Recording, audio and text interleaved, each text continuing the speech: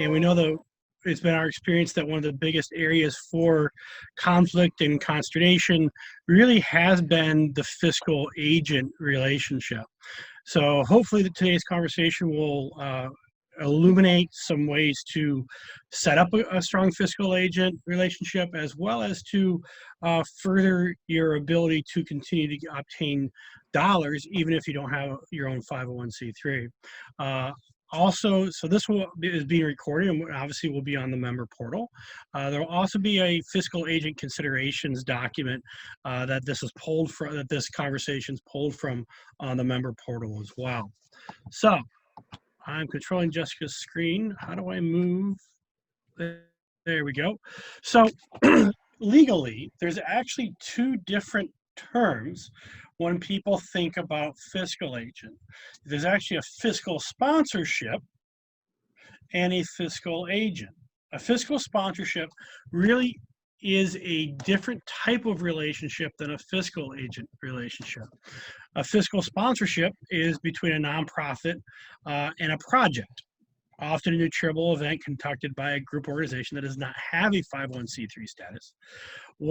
While a fiscal agency refers to an arrangement where they're acting as the legal agent for the project, but the fiscal agent does not retain discretion or control that is a required element of fiscal sponsorship. So a fiscal sponsorship arrangement is where the project is giving up control and discretion and direction of the funded project, or a fiscal agent is they're acting on behalf of for monetary purposes, but the project or coalition in this case retains control and discretion, right? It may seem a little fuzzy, but it's an important distinction. Most of you who are operating on the coalition side of the world are really looking at a fiscal agency versus a fiscal sponsorship, right? And that's typically marked because the coalition is responsible for its own direction, for its own leadership, for its own decision making, right? So that points to a fiscal agent versus a fiscal sponsor. A few other things in relationship to this, and you can read yourself, but in general, a fiscal sponsorship looks at testing the waters, whether or not a project is going to work, whether or not the project's going to have any legs or be able to have any type of sustainability moving forward. Where a fiscal agent, they're only looking at managing the money of the coalition or the project, and it's an arrangement or a contractual agreement that we will pay you to do A, B, C, and D for us using your tax exempt status, right? The other thing here is that the fiscal agent in a fiscal agent relationship, donations made to the project are not tax deductible unless they're made to the fiscal agent on behalf of or to go to, right? Fiscal sponsorship typically makes the relationship a program of the sponsoring agency, or a fiscal relationship or a fiscal agency relationship makes it it does not make it a program or under the direction of the sponsoring agency. Now, I threw a couple big terms out there. They may seem similar. So I want to give you guys an opportunity to ask questions, to ask for clarification in relationship to the differences between a fiscal sponsor and a fiscal agent. Either pipe in using your mic or put it in the chat box. All right. So moving ahead, most of you are either looking at, have, or are considering, or are a fiscal agent, right? All right, so we went from Colleen, reading through, trying to make sense, because it feels like our agent acts in both ways. They may, right? Let me go backwards.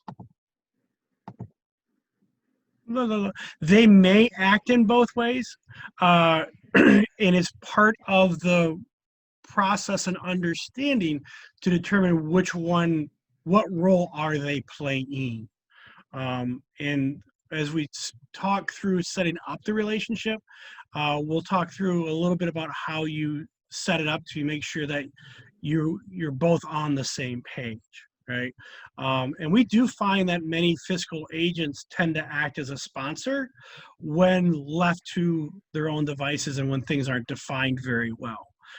Fiscal sponsorship typically works really well when a project has no expectation to be a self-sustaining independent relationship or independent project from the sponsoring agency, where a fiscal agent tends to work better when you're jump starting or you have full intention of being sustainable beyond and outside the confines of the agent.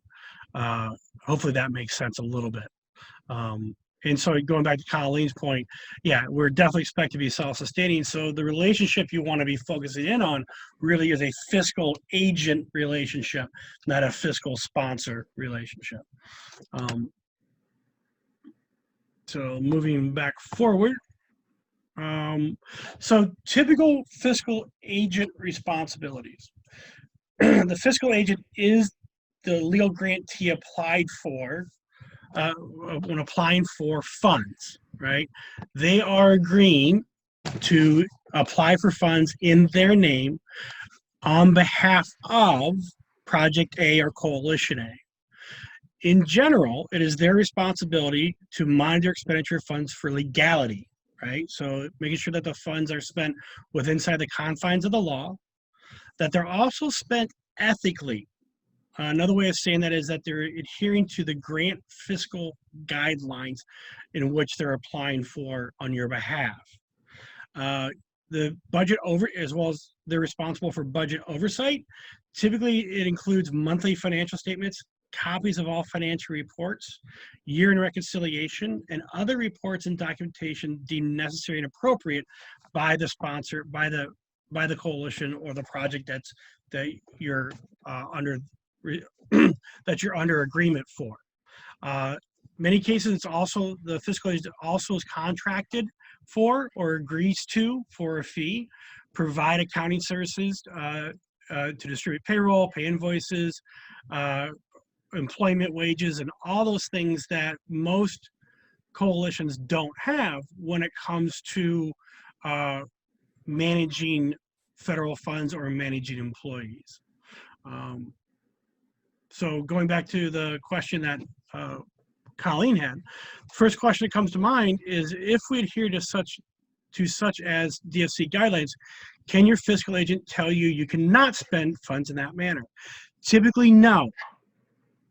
The hard edge for that is no, unless you have given up control of such decisions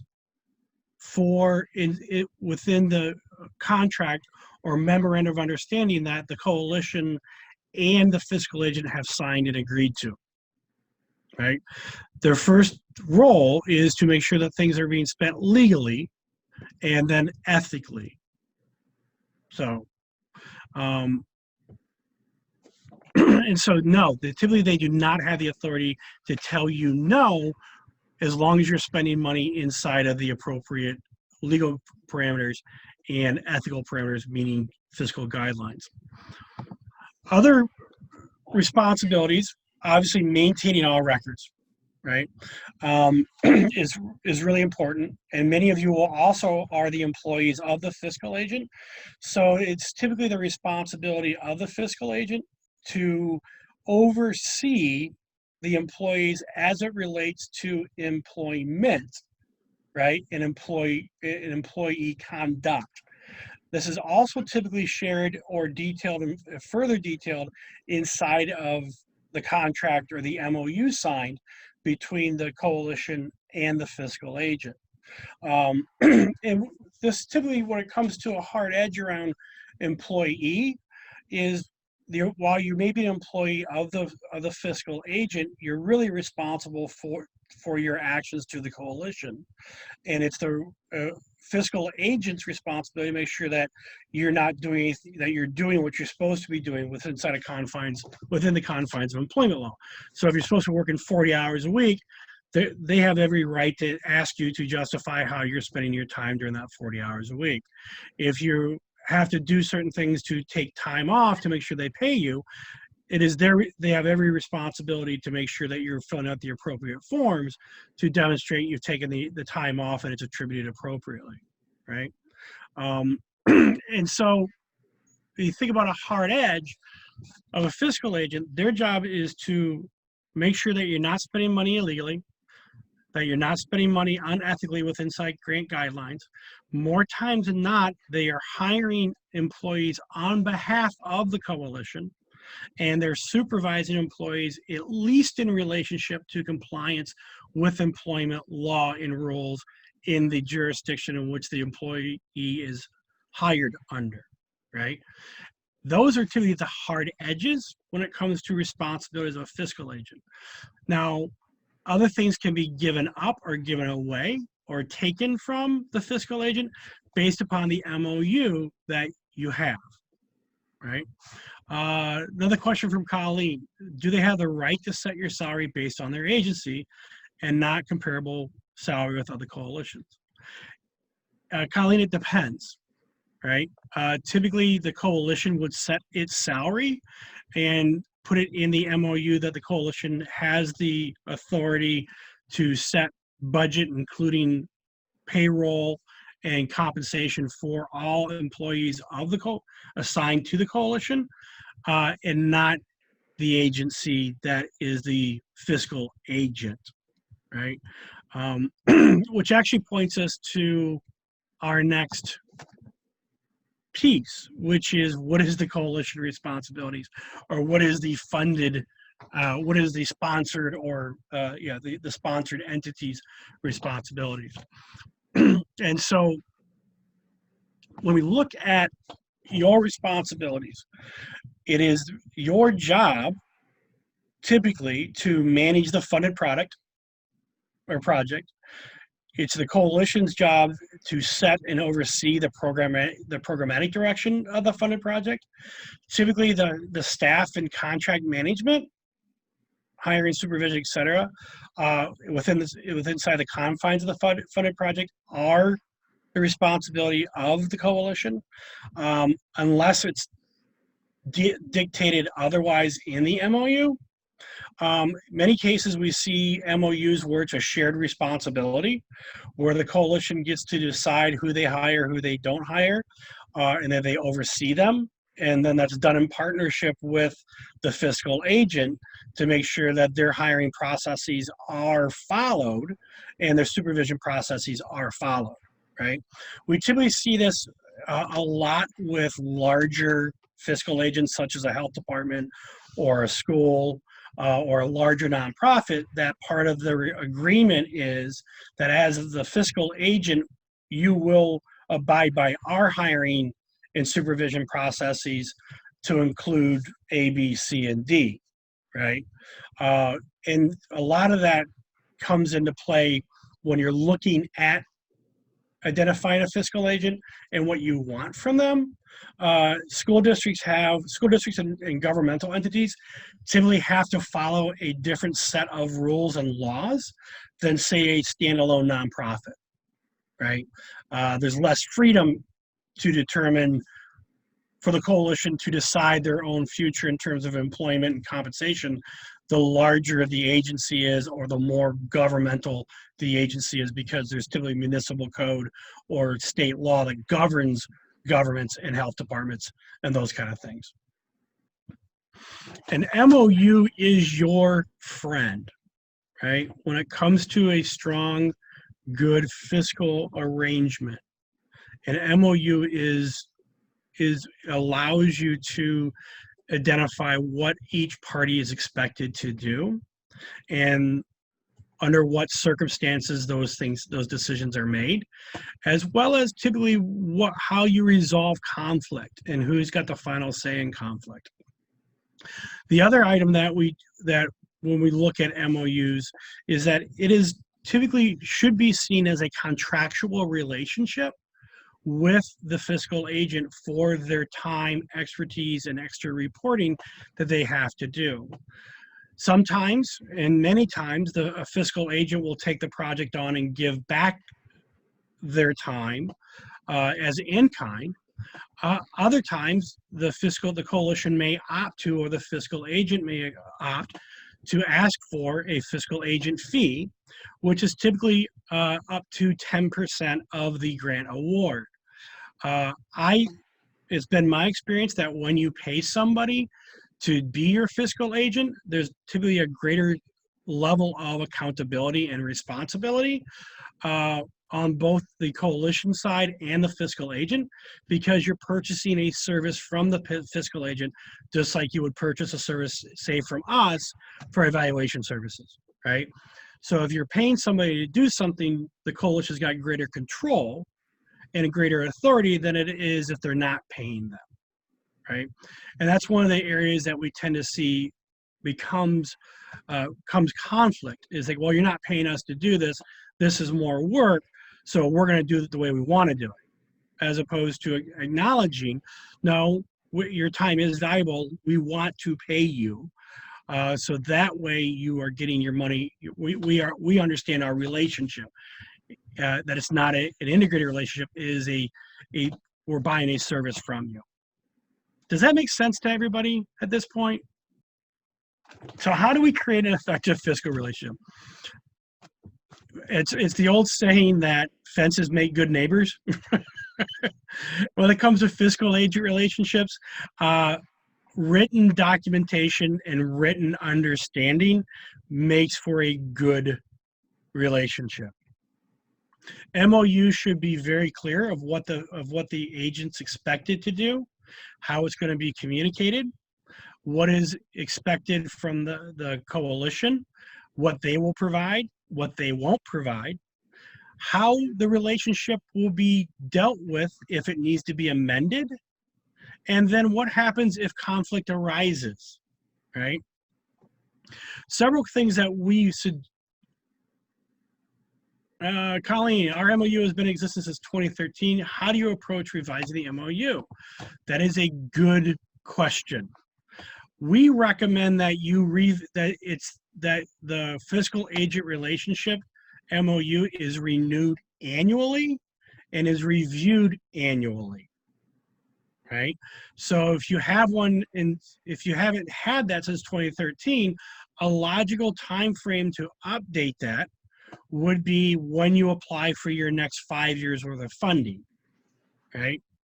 Or when you're entering into looking at a new grant or new funding opportunity, that's the natural time to do it, right? If you are comfortable saying it's been a long time since we've done this, we really need to update it to make sure that you're getting what you need from us as a coalition, and that we aren't asking too much of you for what we're providing you, right? From a monetary compensation standpoint. But annually, they should be agreed to annually, visited annually. Some relationships, fiscal agent MOUs will say to be reviewed and renewed annually. They may not be updated, but at least there's an agreement, like, okay, yeah, we renewed it, reviewed it, we're good with it, right? So going backwards is saying, what do we do to set it up right from the beginning to be successful? As a coalition, ask yourselves, what is the motivation to engage in a fiscal agent relationship? Why do we need a fiscal agent, right? And then why do we want them as a fiscal agent? Are they the only ones? Do they have the best capacity? Did they approach us? Are there other people, right? So one of the things we ask people when they're looking for a fiscal agent is for them to say, who are all the possible fiscal agents out there, right? And what do we want from that fiscal agent, right?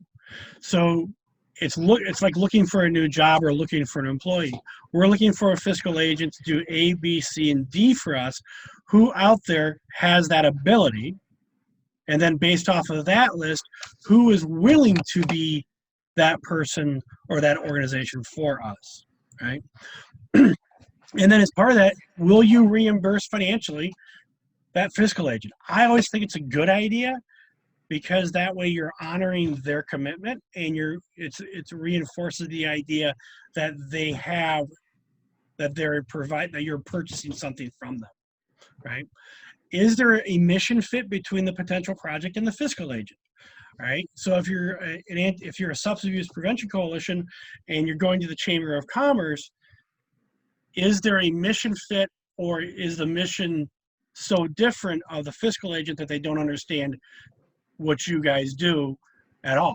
Right. It doesn't have to be a mission fit, but at least a mission understanding. Right. Does your fiscal agent have the capacity to engage in the type of relationship that you want? Are they familiar with the funding source that you're looking to engage in or obtain money from? Do they have the prerequisite controls, policies, and procedures already in place to manage federal funds? Do they already have an auditing process? Do they have the time and personnel to do the things you need them to do, such as the quarterly FFRs, the year-end FFRs, and monthly accounting reconciliations as appropriate and required by the coalition? Right? I do see Colleen's question. I'll get to here momentarily. Does the fiscal agent can the fiscal agent view or treat this project differently than other agency projects? Meaning that Colleen's example, like, well, do they have the authority to do this? Do they have authority to set wages? Ideally, they would have the ability to look at this different than any other project that would be funded, that is funded through them or is an agency project. An example I can give is several of the coalitions that we work with have school districts as their fiscal agents. Because the school district is their fiscal agent, they only reimburse at the school district policy per diem of $35 a day and 38 cents a mile, right? Which is significantly lower than the federal reimbursement rates, and significantly lower than what's sometimes acceptable or possible if you're traveling to places like DC on a $35 a day per diem. So one of the hiccups that we've seen with school districts is that they can't modify how they treat this project because it has to fit in to their standard accounting principles as dictated by the state law for school districts, right? Another question is that, does the fiscal agent have experience with such processes of being a fiscal agent? If so, were they successful? How were they successful? If not, why weren't they successful? So we look at finding a fiscal agent, much like finding a good employee or finding a good partner, right? We're interviewing them as much as they are interviewing us for fit, conflict, mission, and capacity. So, Colleen's question, because as a single employee of the coalition, I wouldn't have time to do all the financial things that they cover. Absolutely. Right. So that's one of the reasons why we have fiscal relationships. And there are coalitions that we work with that are completely eligible to be their own fiscal agent for everything, but they don't have the capacity to do some of the federal reporting because they may be a single employee type of a 501. So they may seek to have a fiscal agent for, say, their drug-free communities grant, but maintain their own fiscal responsibility for smaller grants that may come from local or state, right? You don't have to have one or the other. You can be both. You can have a fiscal agent and be your own 501, which goes back to having a very strong MOU of what that fiscal agent is responsible for. Some elements to consider when developing an MOU. Make sure the sponsored entity is not a program of the fiscal agent. Make sure that the staff assigned to the funded project are not fiscal agent staff, that they're hired for the project. Detailing out the supervision of project staff that is the responsibility of the funded project, except for normal employment functions. Make sure both parties have the right to sever the relationship and how that gets severed, right? Make sure that the relationship is reviewed and updated annually. Detail who can refuse or allow certain items and for what reasons, i.e. expenditure of funds or raises to project staff, going back to the comment about raises and setting salary, right? Make sure there is adequate insurance for the sponsor with the sponsored entity named, right? We see this happen like if you're taking on an additional grant, make sure that the fiscal agent does have enough insurance to cover themselves in the event that something goofy happens with the project. Then always make sure there is a conflict resolution process that defines both what constitutes a conflict and who has the final word in disagreements, right? Colleen, one of the problems I find in trying to obtain other grants is the fiscal agent says that they have to be the applicant and that their whole agency budget is used and not the coalition budget for consideration, and it sometimes costs us a grant award. That would be an issue, right? Especially if you don't have a strong understanding in the MOU or in the relationship that you are using them as the fiscal agent for their 501 because they have the 501c3 and you're purchasing service accounting and employment services from them, right? So that would be the key, is that what are you purchasing from them and how is that detailed? And if that relationship doesn't work, it doesn't mean you can't go to another fiscal agent. If you're going for another grant, Colleen, you can always ask another entity to be the fiscal agent for that grant. You don't have to keep using the same fiscal agent over and over and over. And that's also important as part of the MOU, that the MOU covers the funding, not the entirety of the project. I hope that makes sense. So, hard edges. One, most people are looking for a fiscal agent, not a fiscal sponsor.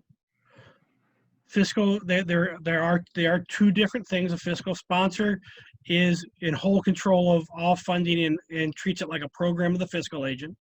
A fiscal agent is simply that. They're being hired to manage money on your behalf, right?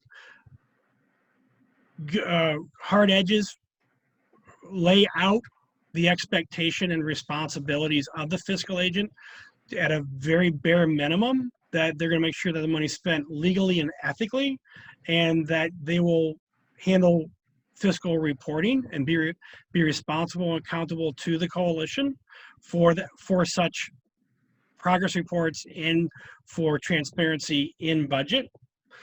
The coalition being responsible for everything that's not detailed as the fiscal agent responsibility. Make sure that the MOU does detail how things get decided, how conflict gets resolved, and make sure that it gets reviewed and updated annually, right? The last one is make sure that you're paying attention to and offering to pay them for the services that they're providing for you. This will make it for a much clearer understanding that they're not doing this out of the goodness of their heart. Well, they may, but it is a financial relationship between the coalition and the fiscal agent. Does that make sense to everybody? Please feel free to either put questions in the chat function or pop in to unmute yourself. Does anybody have an example of either a good fiscal relationship that you've had or a hiccup that you've had because of a fiscal agent relationship? When you're reconsidering your fiscal relationship, the natural times to break from your fiscal agent is when you're reapplying for dollars. It used to be under SAMHSA that you couldn't sever the fiscal relationship once the fiscal relationship was started. It appears that that will be changing under the CDC, whereas they're not putting such restrictions where you looks like they're going to go back to allowing coalitions and fiscal agents to sever the relationship mid funding award.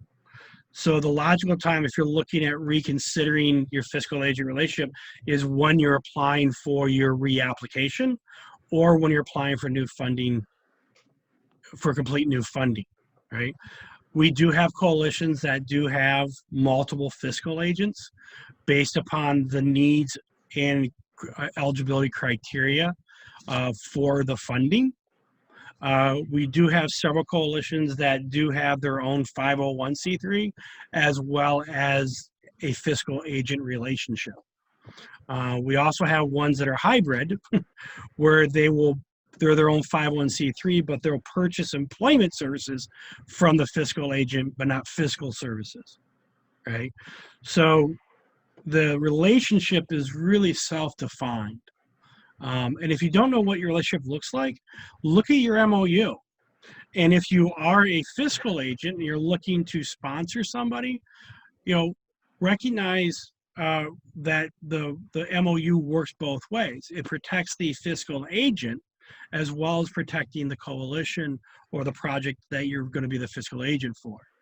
And if the project's expected to be self-sustaining beyond the initial funding, be mindful of, as a fiscal agent, part of your responsibility is to help train that group and to provide them the resources necessary so they can turn into a sustainable effort. And making sure that over and over and over that it's not about creating competition for the fiscal agent, but it's about the fiscal agent offering and proffering and building capacity for prevention in the community, or capacity in the areas that the coalition wants to build capacity in. So, other thoughts, questions? Well, feel free to send us an email, guys, if you guys have any more questions or anything like that that you maybe have follow-up on. With that, thank you all for joining us today and have a great rest of your day. Thanks, everybody.